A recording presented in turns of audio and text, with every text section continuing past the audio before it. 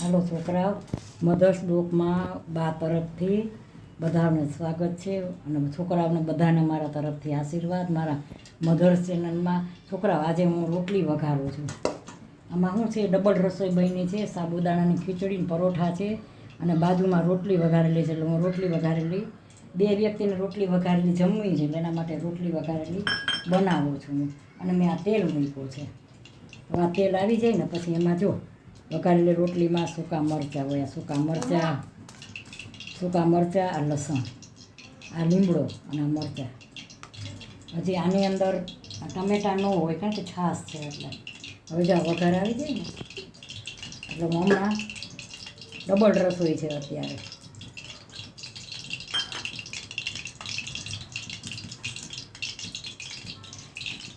વઘાર નથી, વઘારેલી રોટલી બહુ સરસ થાય.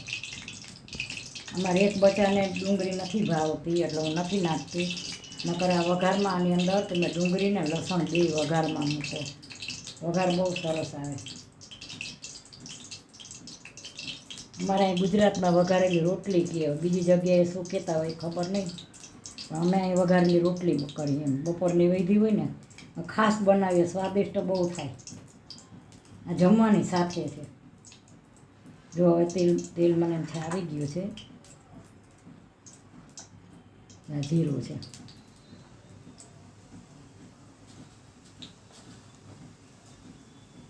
જીરું અને મેં રાઈ બે નાખ્યા છે.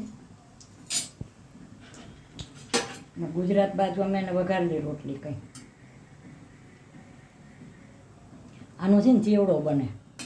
આ રોટલી છે ને આવી કટકા ટાઢી રોટલી પીડીને ચેવડો બને, તળીને ખાઈ શકવાના ઘણા ઉપયોગ હોય. ઠંડી રોટલી તો જમવામાં બહુ મજા આવે, ઘી આરે ચોપડીને ખાવાનું તો. હાલો હવે આ રાઈ અને જીરું બે બ્રાઉન થઈ જાય ને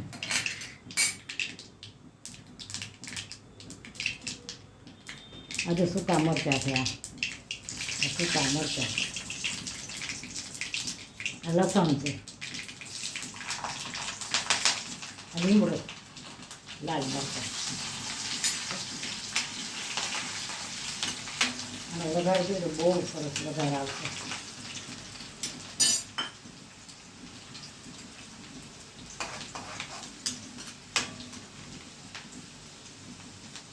આ હિંગ નાખી, હિંગ. હવે જો આ છાશની ભરી છે ને આવી રીતે. હવે આવે છે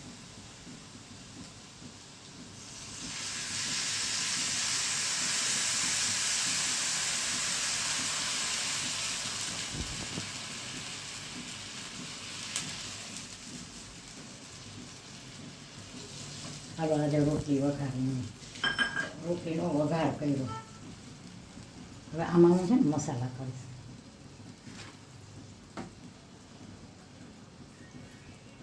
મીઠું નાખ્યું છે મેં. હવે છે હળદર. આમાં ખાંડ ના ખાય પણ એક બચ્ચો અમારે ખાંડ નથી ખાતો. ધાણા જીરું. હવે આ ઉકળશે ને, જો સરસ વઘાર આવ્યો ને વઘાર આવી ગ્લાસ. હવે આ ઉકળશે ને પછી હું આ રોટલી અંદર નાખીશ.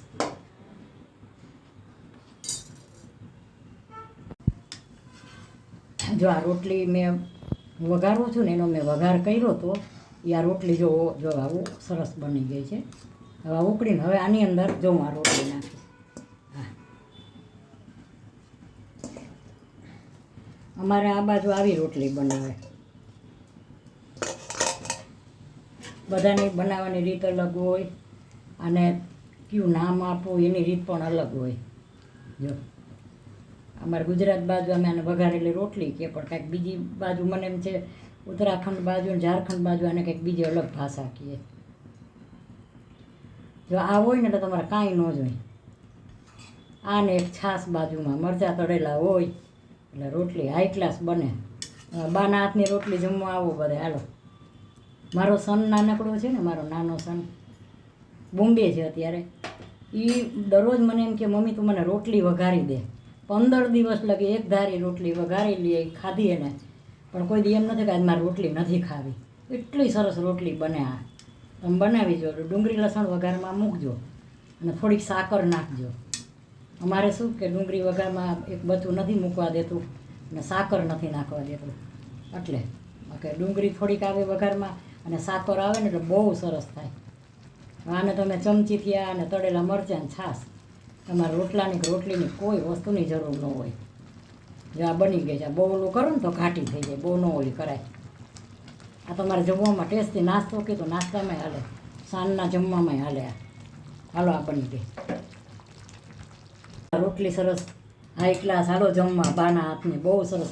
હવે આમાં કોથમરી નખાય, કોથમરી નાખો ને તો બહુ એકદમ સરસ બને. હવે આમાં જ હું રેડી દઉં છું. જો હાલો બાના હાથની રોટલી ખાવા, હાલો દેશી ગામડાની રીતથી. હવે આમાં છે ને કોથમરી હોય ને એટલે સરસ ને ફેટ સાકર નાખવાની, ડુંગળીનો વઘાર કરવાનો.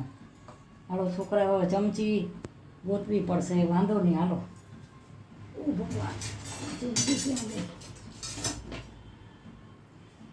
હાલો છોકરા, મધર્સ બ્લોકમાં બા તરફથી સ્વાગત.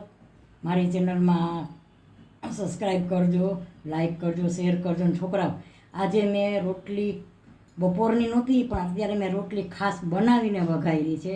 મને છોકરાઓનો ઓર્ડર આવ્યો ને એટલે મેં બનાવીને, જો આ રોટલી કેટલી સરસ થઈ. આ બનાવીને ખાસ મેં રોટલી બનાવી અને પછી વઘારી છે. તો જો અમારા રોટલી વઘારેલી કેવી લાગી, સારી લાગી લાઈક કરજો, શેર કરજો, કોમેન્ટ કરજો, સબસ્ક્રાઈબ કરજો, સપોર્ટ કરજો. મારી રીલ જોજો, મને આગળ વધારજો. બાય બચ્ચો.